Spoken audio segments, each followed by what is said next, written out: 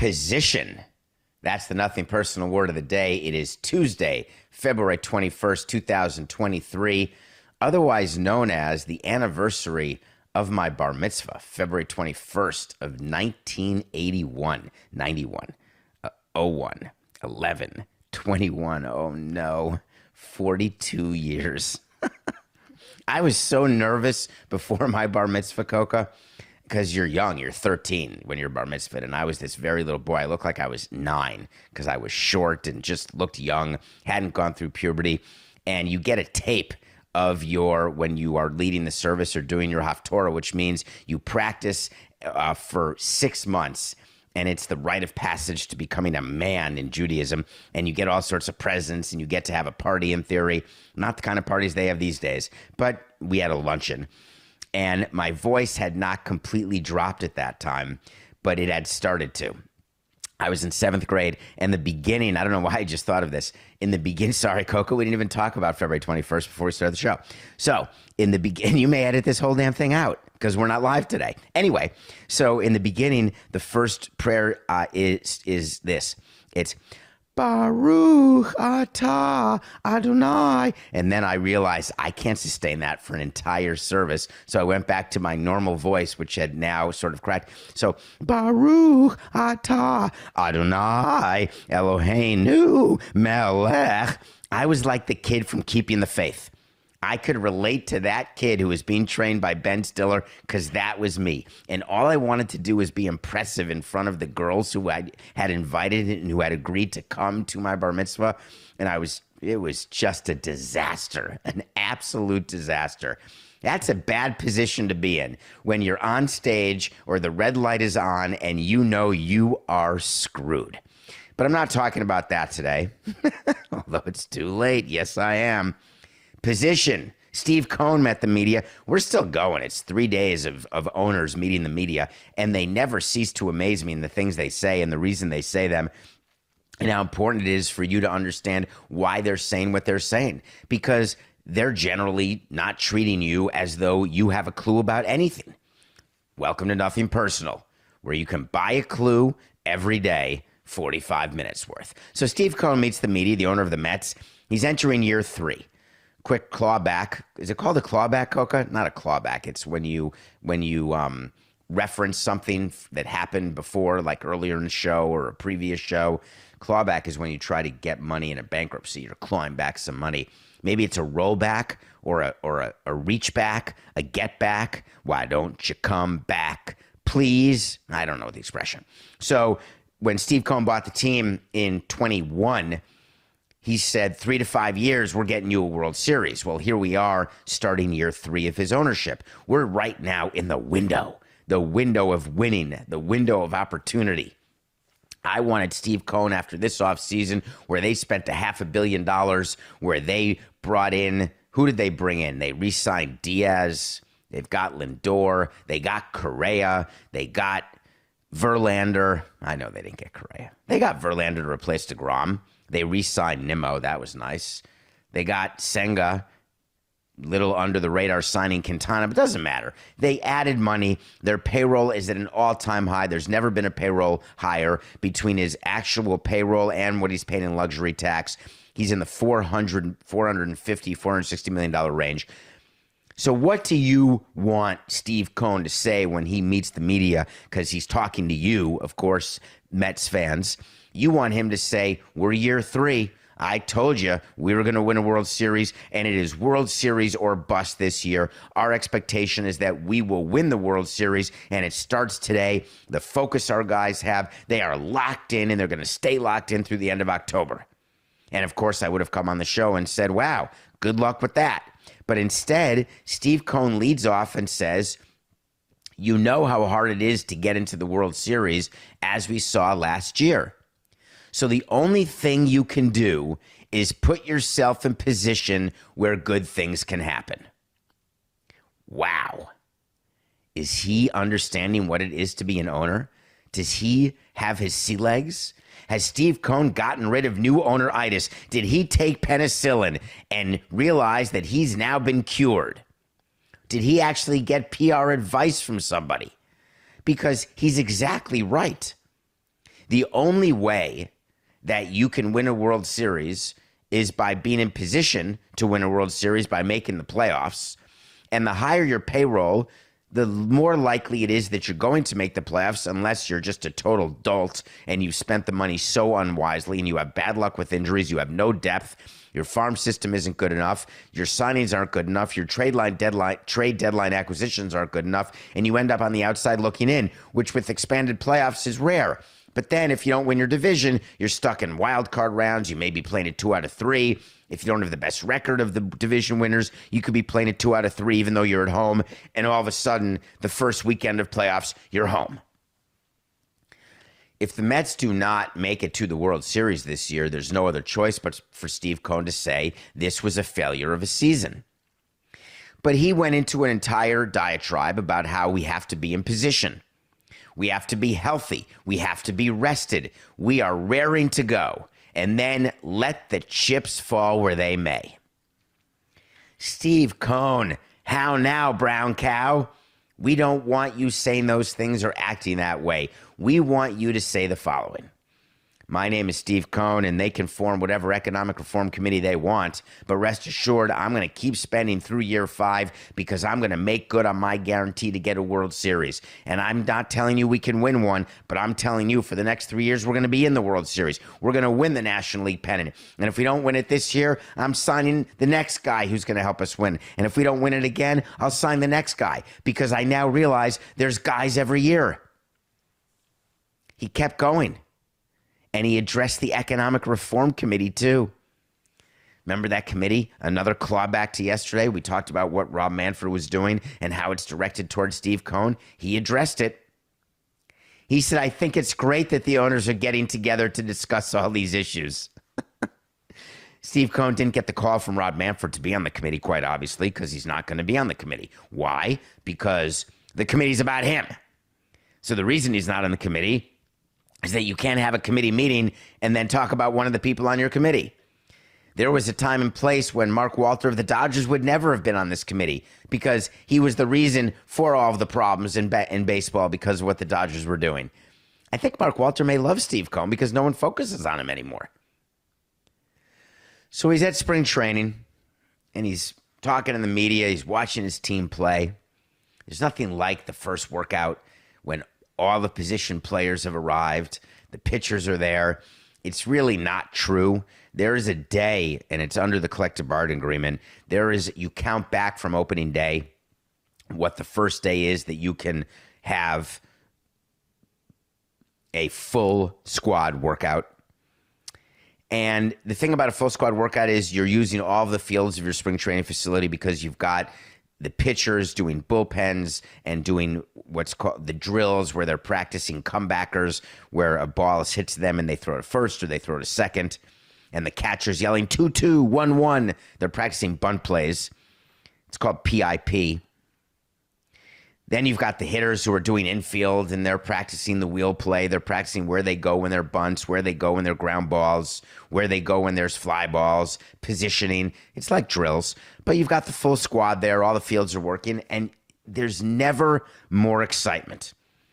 Obviously, there's some cities where they know they're not going to make the playoffs, but still, spring training's good.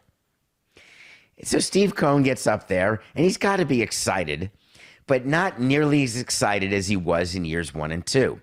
Because the longer you're in the game, the more you realize that all spring training should be about is getting through it without injury. It's not that you are going to have the pitchers all of a sudden able to field bunts because they did the drills. It's not the players are learning the signs and they're going to become better infielders with all the instruction. It's actually a bunch of crap. I'm sorry. I don't mean to say you shouldn't go to spring training and go watch games or go be in the good weather if you live up north or go watch the drills and try to get autographs. I'm just telling you that the correlation between performing well in your drills and performing well during games doesn't exist. However, we pretend it does because we meet the team and say, the seriousness of this season, the expectations we have to win, it starts now. I want you here on time. I want you paying attention during stretch. I want you really stretching. I want you taking these drills seriously. I don't want any joking around, any jocularity. We play how we practice. every line in the book. And what we're really trying to do is set the stage for players to try to want to win as badly as we do. But players don't all of a sudden get the will to win because they're taking their spring training drills seriously. They are getting ready for a season given where their headspace is. Spring training is actually most important for the team psychologist who's getting a look at the team and figuring out, wow, I'm going to have to work on that guy, that guy, that guy, that guy, that guy, and that guy. That guy just signed a big contract. He switched teams. We're going to have to figure out how to get him comfortable. That guy doesn't have a new contract. He's going into free agency, and he's got his eyes out on himself, his stats, and going into another team's organization the following year. So learning what each player's motivation is. Now, you could tell me that I'm wrong, that all players are motivated by winning. All players are motivated by team. And I would tell you, really? Not in my experience. Which there's nothing wrong with that. Being motivated by self and self-improvement, I don't think I have a major problem with that. Is that selfish? I've never called the players selfish when they're worried about their own situation. I've called the players selfish when there's a man on third and there's under 2 outs and he doesn't get the runner in because he's trying to hit a home run and there's a way to hit a ground ball to get a runner in. That's selfish because the player doesn't understand that that particular at-bat is not going to cost him money in arbitration or in free agency. As a matter of fact, teams will look well upon a player who plays that way. But thinking about your own situation, that's normal. Totally normal. I wonder if Gerrit Cole is thinking about his situation. He may be. Gerrit Cole is coming into Yankees, big free agent. He signed several years ago. Can't remember what year he signed. It's too long. Yankees have not won a World Series with him. He has not won a Cy Young Award. Gerrit Cole is the number 1 pitcher with the Yankees. They even brought in a great number 2 in free agency, a guy named Carlos Rodon who came from the Giants. They gave him $27 million a year for 6 years, which is a complete overpay. But he's not as, wow, could he be? He could be like bringing in Wei-Yin Chen to be the number 2 to Jose Fernandez, where it sounds good during the offseason, and then all of a sudden the season starts and you're like, oh, crikeys, this may not work out well. That is possible. So Carlos Rodon was brought in. Yankees start spring training. No talk like last year. Aaron Judge, you're going into your free agent year. How do you feel? You're going to stay with the Yankees. How do you think about your year? And his year turned into the historic year that it was, where he hit 62 home runs. Now, this offseason, the Yankees re-signed him. They gave him $360 million. Is that what they gave him, Coca? I think his deal was $9,360. That sounds low. Was it $9,460? I'm totally blanking on his deal. And we're sort of live right now. I don't have my computer open. I'm just talking. And Coca's looking right now. It was $9,360. Hell yeah. I'm awake. Brain is functioning. What's 9 into 36? 9, 18, 27, 36. $40 million a year for 9 years. Oh, my God. Can you imagine paying that much for a player and knowing that there's no way that that player can ever do as well as he did the year that he went into free agency? Tip my cap to you, Aaron Judge. So Aaron Judge meets the media and says, hey, am I going to have the type of year that I had last year? I don't know. I'm certainly going to try. Of course he's going to try. But you think he's going to hit 62 home runs? Seems quite unlikely to me. So the Yankees bring back a player where their team didn't get better. Their team is the same. They added Rodon. But at the end of the day, you know that you have a player where you're not getting improved production, you're getting decreased production, and you have to figure out how to make up for that production. Can you imagine when you lose a player to free agency or you trade a player, you work on replacing that production, and you look at all the different stats, you look at where that player used to hit in the lineup, and you figure out, how am I going to replace that? It is incredibly depressing to write the same name into a lineup from year to year and have to figure out how to replace that player's decreased production. Bad. That's like having a player on the downswing and you just sign him to a 9-year 360. He's on a downswing, definitionally. Now, you can play this tape if you want in September. And if Aaron Judge hits 63 home runs, then I will tell you that I was wrong. Very wrong. I'll admit it.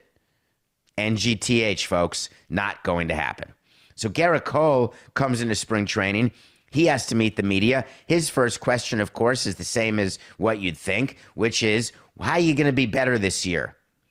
How are you going to give up fewer home runs? Do you remember Gerrit Cole from last year? Every time he started, he gave up home runs. I think he started 33 games, which is a very full year for him, for anybody, any pitcher, 33 starts. And he gave up 33 home runs. That's not good. He may have led the league in home runs allowed, but every pitcher is allowing more home runs because hitters are hitting more home runs. That's why MLB changed the rules to say, hey, let's make it so singles, doubles, and triples are actually more reasonable to attain because there's no shift, because we're making the bases bigger, your players will be in motion, etc. So when he's asked about this, what do you think that he would say? He's going to say that it's very important, that that's one of my focuses. I want to be sure to be help our team win a World Series. I'd like to win a Cy Young Award, all the different things. But where was the talk of, hey, I'm definitely going to give up fewer home runs because I haven't seen the balls yet, but they may be a little more dead. But more importantly, the rules are such where there'll be fewer home runs hit. Guess what, folks? Do you know if baseball ever were doing changes to the ball, do you not think that baseball would make the balls a little more dead this year to add extra incentive? Ready? 4, 8, 69. Do you not believe that baseballs this year will be more dead than they were in previous years because MLB is highly incentivized to have home run numbers down and for players to realize that swinging for home runs will not be as advantageous as getting singles, doubles, and triples? Because then at the end of the year, they get to say, look, the new rules worked. The games were faster. Players are realizing that they don't want the true outcome of strikeouts, walks, home runs. They're putting the ball in play more. If you combine new rules and deader balls, guess what? You're a winner. And you know what the result is? Fewer home runs given up by Gerrit Cole. Therefore, wait to see. Wait to see is when I tell you something's going to happen. If it happens, great. If it doesn't happen, great. I'm still going to get back to you. I promise. Take the under. Gerrit Cole will give up fewer home runs this year than he did last year. It's a guarantee. Book it today, February 21st, 2023. Okay. Let's switch to basketball a little bit, if we don't mind. I want to talk about something that came up yesterday and tell you where my head is and why my head is there. Meyers Leonard has signed a 10-day contract with the Milwaukee Bucks. In basketball, a 10-day contract means that it's like being called up in Major League Baseball. You can be sent down after 10 days. That is the minimum unless there's injury, and we'd always say there was injury. But in basketball, you sign a 10-day contract. You can sign a couple 10-day contracts. That used to be the rule. Don't know if it still is. And then after that, the team has to decide, are they going to sign you for the rest of the season? But a 10-day contract is used for a player who they're going to give a shot to because they have an injury, because they have a need, they have a roster spot open.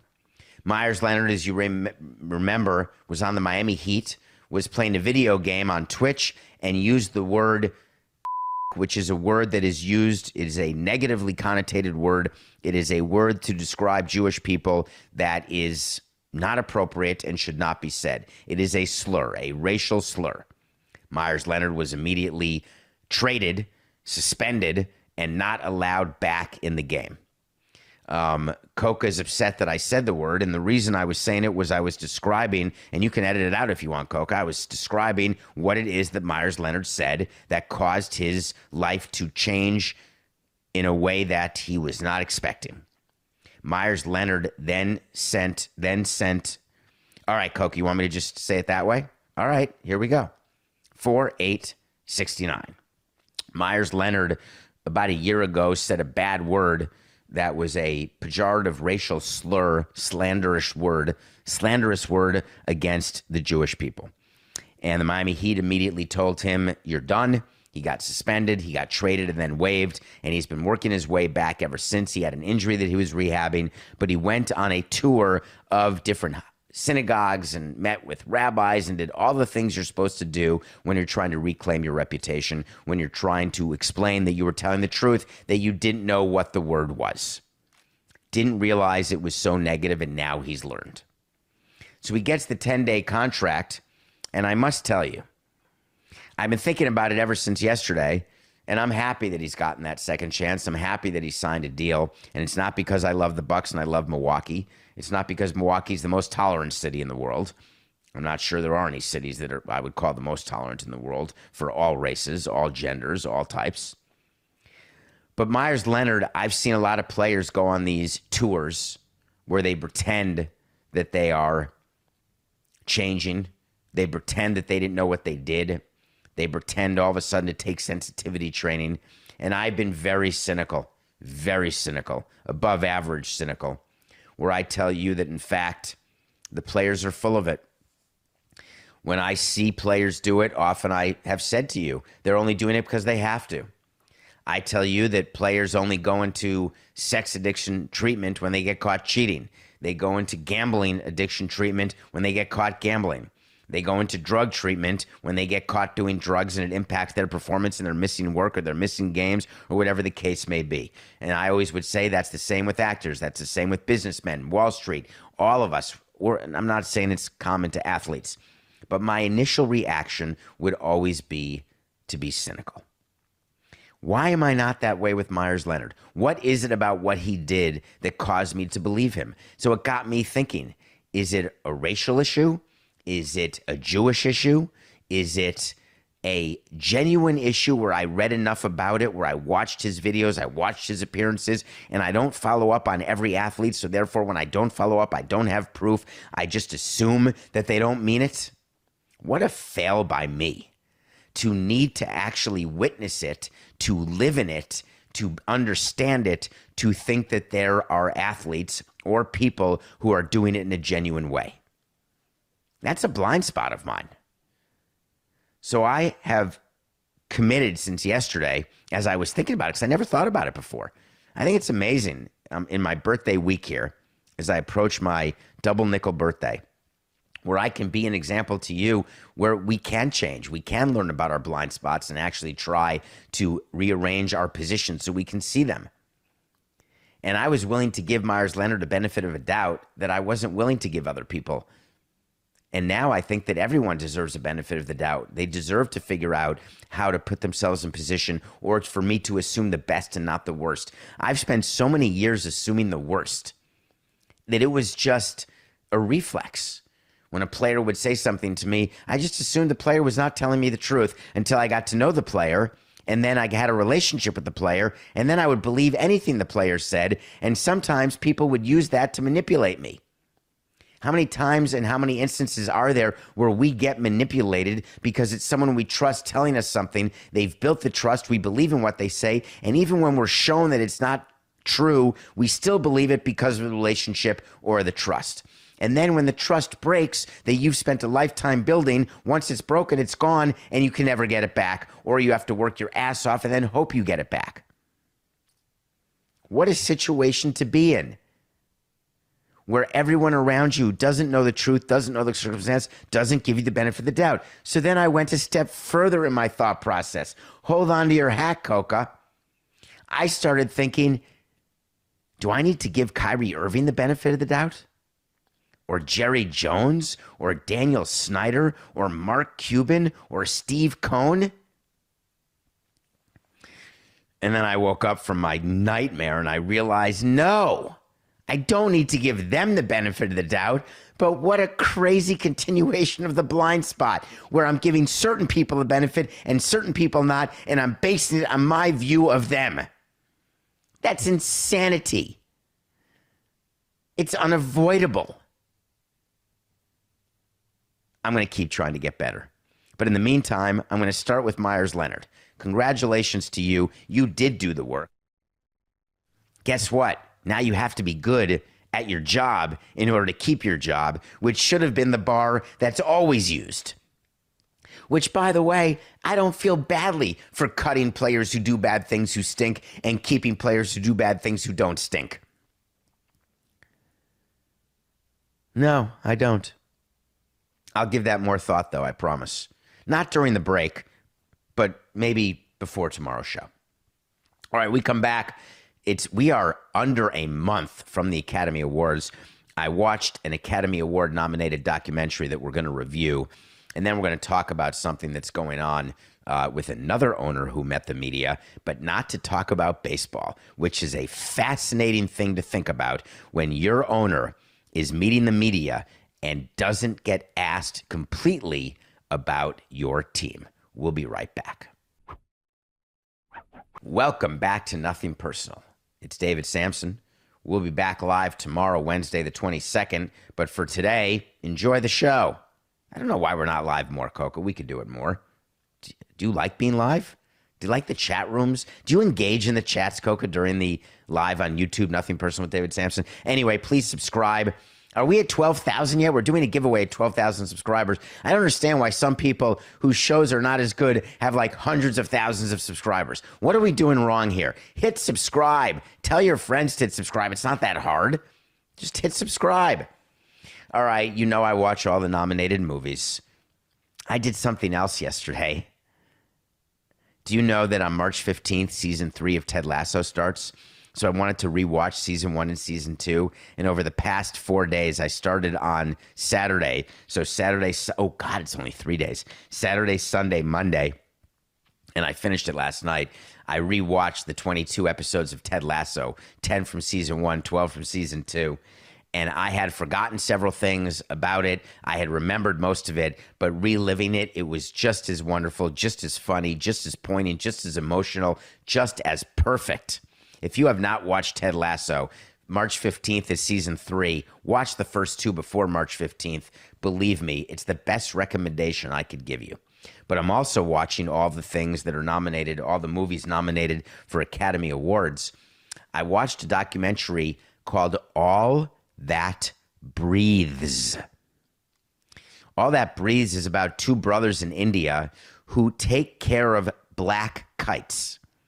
When I saw the summary of the movie and that it was nominated, I thought they were kite runners. I had never heard of the bird black kites. I may be the only one. Coca, have you ever heard of a black kite? Please tell me you haven't. That would make me feel a whole lot better, because then it means that multiple generations have not heard. But they're a type of bird, and they are in India, and these 2 brothers have devoted their lives to rehabilitating black kites who are injured and putting them back out into the world. They live in Delhi. This is, without a doubt, the most beautifully shot movie I've watched this year. All That Breathes is a double entendre, not just for kites, but for other animals, for human beings, for everyone and everything who and which breathes. The cinematography and the camera shots and the subtleness of this documentary, I have not seen another show like it. They show things from as small as almost amoeba-like creatures, millipedes, centipedes, up to rats, hogs, horses. And they don't do it in a way that it looks like an animal show or a zoo show. They do it in a way to show who's adapting to society, which animals, which people, what it's like in India. And here we are in New York or Florida or Washington or Boston. I'm going down the list of places, but it would take the entire show of where you all live who are listening to this show or watching this show. We have no idea what it's like in Delhi. I don't think, unless you've been there, and I've not been there. But this documentary brings you inside the level of, it's not just poverty, it's the level of environmental issues, it's the level of garbage, it's the level of smell, it's the level of despair. And I'm not talking generally of India, nor would I, but what this movie is capturing is what people do in their corner of the globe to make the world better. And we all live in such a small corner. We all barely branch out. No matter how much you travel, we still take up residence in one room or one apartment or one home. and we feel as though there's nothing we can do. It's overwhelming to deal with the changes and issues that face our society, and so we basically end up doing nothing instead of tackling things one issue at a time, one person at a time. And what these brothers do with Black Kites, it's inspiring. So All That Breathes is something that I would encourage you to watch if you possibly have time. You can get it on HBO Max. It is only under an hour and a half, and I think you'll agree it's got a good chance to win Best Documentary. I'm not saying that's my pick, but it's got a good chance. Okay. We do corrections on the show. We don't edit the show, and I don't have anything in front of me other than a list of topics that we're going to discuss. Every show comes off the top of my head, which means there's going to be mistakes. I don't know everything. I've never claimed to. And I love when you give me corrections, so keep doing it. I did a segment yesterday about the NBA playoffs or load management or Adam Silver, things that I would change about the All-Star game. And one of the things that I said is I would change whether or not a team would choose to play the first two and the last two games of the finals at home or the middle three games. And it was pointed out to me by someone on Twitter, thank you, that the NBA used to be 2-3-2, and now the finals are 2-2, 1-1-1. Therefore, my entire plan from yesterday is right down the crapper. Although I still, you know what? Screw that, Coca. It's not down the crapper. I still would make the All-Star game. The winning conference gets to decide, are they going to be the 2-1-1-1 or the 2-1? Why would anyone choose to host games 3, 4, and 6 when you can host 1, 2, 5, and 7? Forget it. I changed my mind again. It's preposterous. The winning team of the All-Star game will decide if they want home court advantage in the NBA Finals by getting the first two at home and then the game 5 and 7. Of course you're going to take that. It's ridiculous. Oh, here's the solution. Just move it back to 2-3-2. And then the decision's a little harder. Okay. Thanks for the correction. I was wrong. I was wrong again about the nothing personal pick of the day. Yeah. Yes, I was. Yes, I was. The Rangers lost to the Jets. And I don't mean the Texas Rangers, and I don't mean the New York Jets. We had a hockey pick. We're 24-30. I am on quite the bender. I can't get a win. I'm staying with hockey. A shout out to my friend Rick Tocchet. Congratulations on getting the Canucks job. I'm actually picking you. I have no inside information. I haven't even spoken to you since you took the job. I have no idea who's playing, who's not playing, but I like the Canucks over the Predators plus money. I like new coaches coming in. Good luck, Rick. We need a win, for crying out loud. I think everybody's fading me right now anyway. Don't worry. We're going to get to baseball season. We will get back to plus money. We will finish the year plus money, way over 500. But, man, we are as cold as ice, Farner. Ooh, are we ever. All right, let's talk about John Henry, if you don't mind. John Henry met the media. We talked a little bit about it yesterday. And I forgot to mention something that he talked about that struck me as funny. Owners own a bunch of companies. It's not their sole gig, just owning a baseball team. But when an owner meets the media at spring training, wouldn't it be weird? Let's take Jim Crane in Houston. Do you think they're going to ask him about his other business? Or David Glass, when he used to own the Royals and he was involved in Walmart, or Drayton McClain in Walmart, who used to own the Astros, actually, before Jim Crane. Do you think when they would come to spring training, so tell me, how do you feel about what's going on in the consumer products life? How do you feel about pricing at Walmart? Why do you sell guns? No. I think when Jeffrey Lurie, the owner of the Marlins, when he met Mickey Arison, better, owner of the Heat, they get to training camp. Hey, Mickey, I'm just curious. When do you think the cruise industry is going to rebound? Any new ships coming down the pike? You don't do that. But yet John Henry, who leads something called Fenway Sports Group. Fenway Sports Group is something that owns a bunch of assets. They own hockey teams. They want to buy a football team and a basketball team, but they own a baseball team, and they own Liverpool. And a few months ago, it went public that they were searching for something to do with Liverpool. Bring in investors, sell the team. Everything was on the table. So the media gets to John Henry, who doesn't talk to the media often, and they asked him about Liverpool. I would have counseled my owner that when you've got multiple ownership interests, you're at spring training to talk about your baseball team. That's it. It's not your job to talk about your other assets. Why aren't they asking you about the house you bought or the house you sold or your yacht? I don't know if John Henry has a yacht, but it doesn't matter.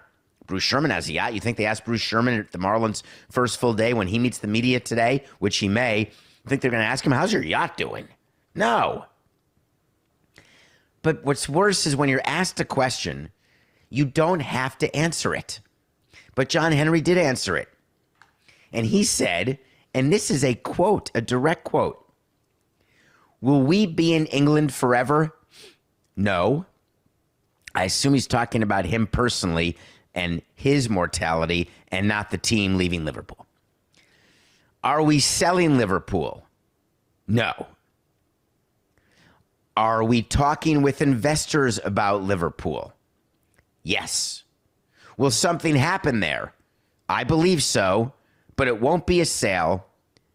And then he looked at the media and he said, "Have we sold anything in the past 20 plus years?" I love that. I love when you throw people off the scent by saying, "Hey, we've never done that before." Well, yeah. What does that have to do with doing it now or doing it tomorrow or in a week? Nothing. It's supposed to put you off the scent by saying, pay attention to my behavior from previous times, and you'll know very easily what my behavior is going to be now and going forward. Don't believe any of that. Are we selling Liverpool? Why would you just say no like that? Why wouldn't you either say, I'm not going to answer questions about Liverpool because it's the first day of Boston Red Sox spring training, or two, I've already told you that we have retained an investment bank. They're exploring alternatives. I have no update for you. But you never put yourself in a position where you could end up a liar. Maybe people don't care if they end up as liars. This team is not for sale. It's like the vote of confidence that Sam Kennedy, the president of the Red Sox, gave Chaim Bloom. Same day, same spring training, same location. Total vote of confidence. Yeah, he's our chief baseball officer, and I don't see that changing. Why? Why would we ever give a vote of confidence? I gave a vote of confidence to someone and then fired them right after that and said, why would I do that again? Why would you ever get a vote of confidence, even to someone who's got a long-term deal? Why would you put yourself in a position where you know that what you're saying is being recorded? You know that people can do freezing old takes exposed to what you were doing. So don't talk in absolutes. Are you selling Liverpool? Not right now. Is that something you can consider doing? Of course. I would consider doing anything. Is Chaim Bloom your chief baseball officer forever? Unlikely. Is his job in jeopardy? All of our jobs are in jeopardy at all times, because unless you're the owner, your job's in jeopardy if you don't perform. There's no reason to give a vote of confidence to a manager or to a general manager ever. When we get the playbook of how to be a team president and how to meet the media, it's always right there. It's not page 1, but it's page 4, paragraph 2, subsection B. Don't give votes of confidence. Because why would you ever want to be looked back as someone who doesn't know what they're doing? That's why you don't give the vote of confidence, because then you have to answer the question, well, what changed? Are you selling Liverpool? No, Liverpool sold. What changed? Man, I got to answer that now. Wouldn't it be great to go back and say, I told you that we all have to do our jobs. I told you that we need better performance. I told you that if the price is right, everything's for sale. We've already disclosed the fact that everything's for sale. Don't say that we haven't sold something in 20 plus years. That just means you haven't gotten the right offer. If someone walked into John Henry right now and said, I will pay you $10 billion for the Boston Red Sox, see you later, Boston. It's not even a question. It's irresponsible not to sell at a price that you know your team isn't worth.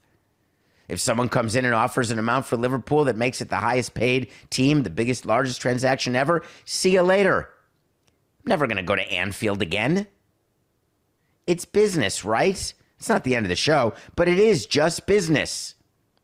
So be careful when you're meeting the media, please. So I talked to you about Ted Lasso. I wanted to mention something about what happened in the rewatch that I did. And it's season 2, episode 3. Season 2, episode 3 was very interesting to me because the kits that they have for the team AFC Richmond are sponsored by a company or an airline called Dubai Air. And there is a storyline in that episode where one of the spokespeople, who is a member of the team who has a sponsorship deal with Dubai Air, found out that Dubai Air was owned by a company that did bad things. So he no longer wanted to represent Dubai Air. The equivalent came from the 1992 Olympics, when Michael Jordan and other players who were sponsored by Nike would not wear anything Reebok. So they used an American flag. If you go back and look at pictures of the Dream Team of 92 getting their gold medal, a bunch of the players have have American flags draped over their shoulders. That's to cover up the Reebok logo, because Reebok sponsored the uniforms for the Olympic team and paid for that, but Nike sponsored the individual athletes. And Nike called the athletes and said, cover up that Reebok. You're a Nike guy, not a Reebok guy. And that's not even companies doing bad things. In this episode of Ted Lasso, the owners of Dubai Air were actually doing something against Nigerian people, and this player was Nigerian. So they took tape and covered up Dubai Air. And it was a very powerful part of an episode, and all the other teammates followed it. And all I kept thinking about was, that is not realistic. Players cannot do that in the real world, where they have a disagreement or a distaste for a team sponsor and they decide to cover up the team sponsor's name on the uniform. And this is now happening in American sports. You've got teams where there are now jersey sponsors. It's welcome to the MLB. It already exists in the NBA, where you are increasing revenue by representing a team. What happens if you're a player and you've got something that is philosophically against your team sponsor? It's easy to do if it's a team sponsor that's on the board, on the Jumbotron. You just ignore it. But on your own uniform, do you think that all NASCAR and all F1 and all those drivers believe and love all of the sponsors for their particular teams? For sure not. But they have no choice in the matter. And you cannot do something to alter your uniform. As a matter of fact, there are Major League Baseball rules against tampering, not with players, there are that too, but against tampering with your own uniform. You're not allowed to cut it. You're not allowed to cover parts of it.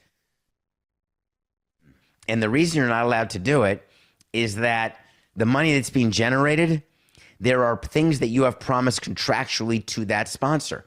You have promised that every player who takes the field will only take the field wearing the uniform with this particular logo. But you've promised it to every player. You've guaranteed it to every player. And if players take it on their own to cover it, you're actually in violation of the contract. You're subject to damages. You've got a major problem.